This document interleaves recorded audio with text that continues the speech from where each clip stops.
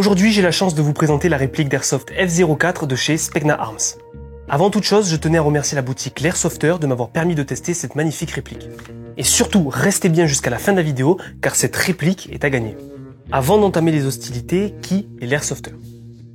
L'Airsofter, c'est une boutique qui veut rendre l'airsoft accessible à tous, avec du matériel de qualité au prix le plus juste.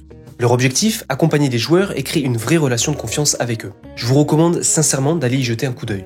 D'autant plus qu'avec le code promo présent dans la description, vous bénéficiez de 5% de remise sur votre commande.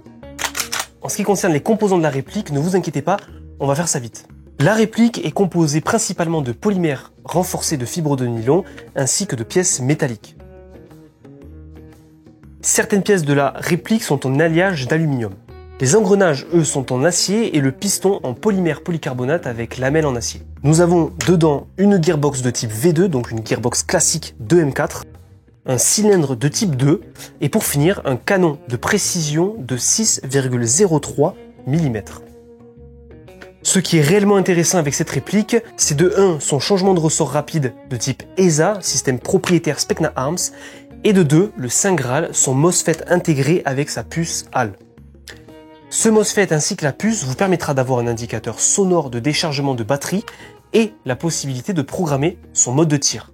En effet, vous pouvez avec l'aide de cette petite carte présente dans la boîte modifier le mode de tir ainsi que la sensibilité de la détente.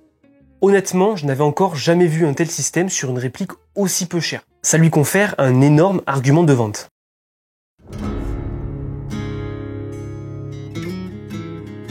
Maintenant, passons à la partie qui vous intéresse le plus, le test en conditions réelles.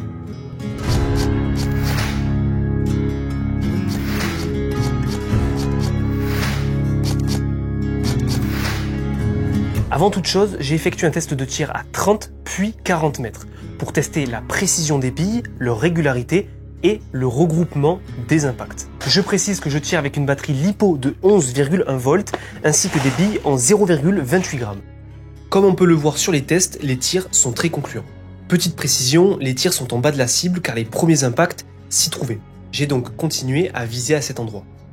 Pour les quelques tirs qui ne sont pas regroupés, c'était lors du réglage du Red Dot. Le Red Dot est d'ailleurs fourni également par l'Airsofter. Mais j'en parlerai dans une autre vidéo, alors n'oubliez pas de vous abonner et d'activer les notifications pour ne rien manquer.